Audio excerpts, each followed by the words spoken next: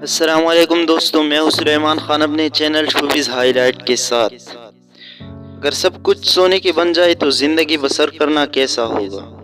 آج میں نے اس ٹاپک پر آپ لوگوں کے لیے بہت ہی خوبصورت کہانی لے کے آیا ہے، تو یہ ویڈیو اینڈ تک دیکھیے اور چینل کو سبسکرائب کرنا مت بھولیے گا۔ تو چلے شروع کرتی ہے۔ یونان پر ایک بادشاہ حکومت کرتا تھا۔ بادشاہ کو دولت سے بہت پیار تھا، سونے کا تو وہ دیوانہ تھا۔ اسے دن رات ایک ہی فکر تھی کہ زیادہ سونا کیسے جمع کیا جائے۔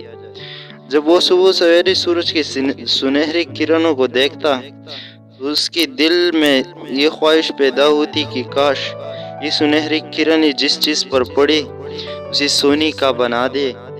سونے کے اینٹوں، برتنوں اور زیورات سے بڑا بادشاہ کا خزانہ محل کے ایک تہخانے میں تھا۔ اسے جب فرصت ملتی تہخانے میں چلا جاتا، سونے کے ایک اینٹوں کو دیکھ کر خوش ہوتا، سونے کے برتنوں کو اٹھا کر دیکھتا۔ ایک دن بادشاہ تہخانے میں بیٹھا سونے کی چیزیں دیکھ رہا تھا۔ اچانک کمرے میں روشنی پھیل گئی۔ بادشاہ چونک گیا۔ کمرہ ہر طرف سے بند تھا۔ روشنی وہاں کیسے آ گئی؟ ابھی وہ یہ بات ہی ہو رہا تھا کہ اسے روشنی کے درمیان میں ایک شخص نظر آیا۔ بادشاہ سمجھ گیا کہ بند کمرے میں آنے والا کوئی عام شخص نہیں ہو سکتا، ضرور ہی کوئی خاص آدمی ہے۔ بادشاہ کے کچھ بولنے سے پہلے ہی اس شخص نے کہا، بہت سونا جمع کر رکھا ہے آپ نے۔ بادشاہ نے کہا، یہ تو بہت کم ہے، میری خواہش ہے کہ اس طرح کی کئی خزانے ہو۔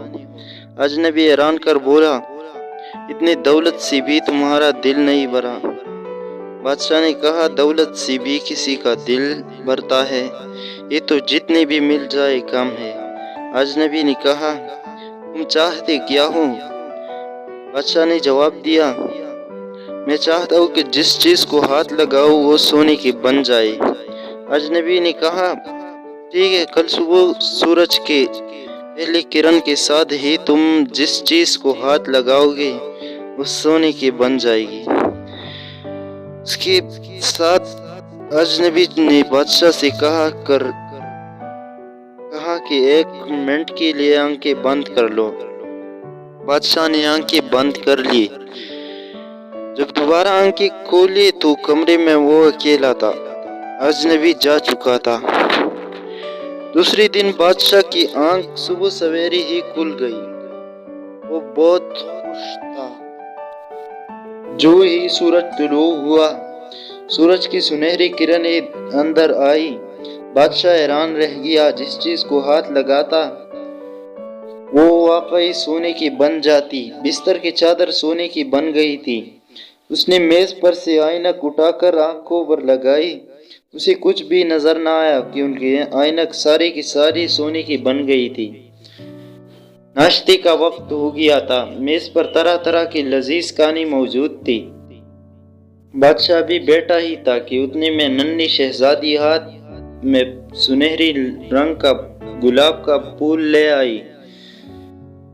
اس نے روتی ہوئی کہا، ابا جان، میں باغ میں پھول توڑنے گئی تھی لیکن وہ تو سب پتھر کی طرح سخت ہو گئی ہے۔ بادشاہ نے قہقہا لگاتے ہوئے کہا، پیاری بیٹی، اس میں رونے کی کیا بات ہے؟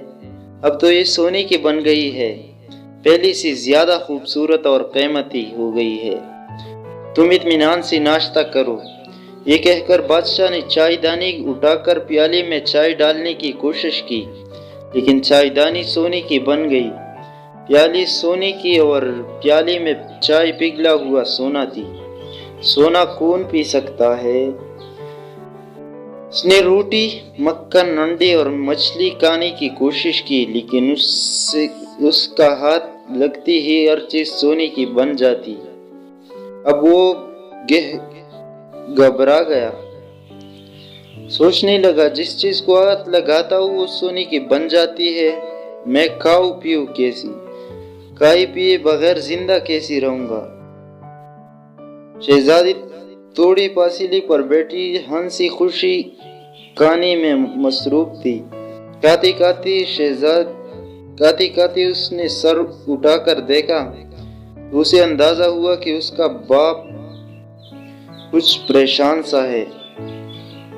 وہ اس کے پاس آ کر بولی، بابا جان خیریت تو ہے؟ آپ پریشان نظر آ رہی ہے۔ بادشاہ نے پیار سے اس کی پیشانی کو چوما۔ اسے بالکل یاد نہ رہا کہ اس کی چونی سے ہر چیز سونے کی بن جاتی ہے۔ شہزادی بھی سونے کی بن چکی تھی۔ اس کے کالی بال سنہری ہو گئی تھی، جسم پتھر کی طرح سخت ہو گیا تھا۔ یہ دیکھ کر بادشاہ زاروں قطار روتی ہوئی کہنے لگا، اے اللہ، یہ میں نے کیا کیا؟ کاش میری شہزادی دوبارہ زندہ ہو جائے۔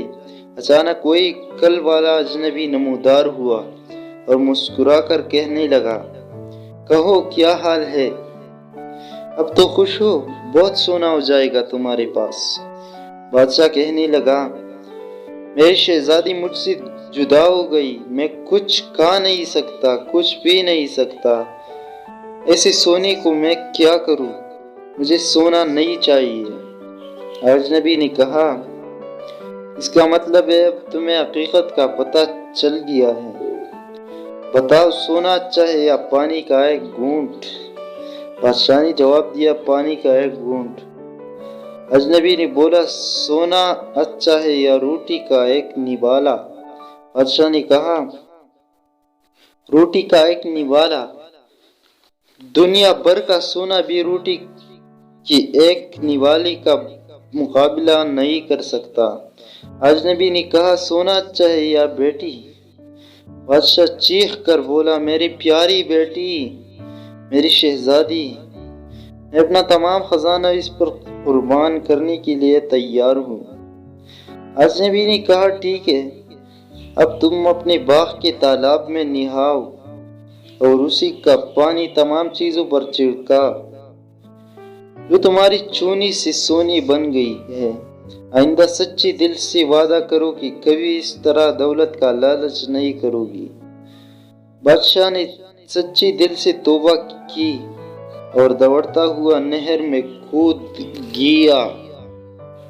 پھر اس نے پانی لا کر تمام چیزوں پر چھڑکا، ہر چیز اصلی حالت پر آ گئی۔ اس نے شہزادی پر پانی چھڑکا تو وہ ایک دفعہ پھر گوشت پوست کی لڑکی بن گئی۔ اس نے حیرت سے اپنے کپڑوں کو دیکھا اور بولی، ارے میرے کپڑے کیوں بھیگ گئی؟ یہ تو خشک تھی۔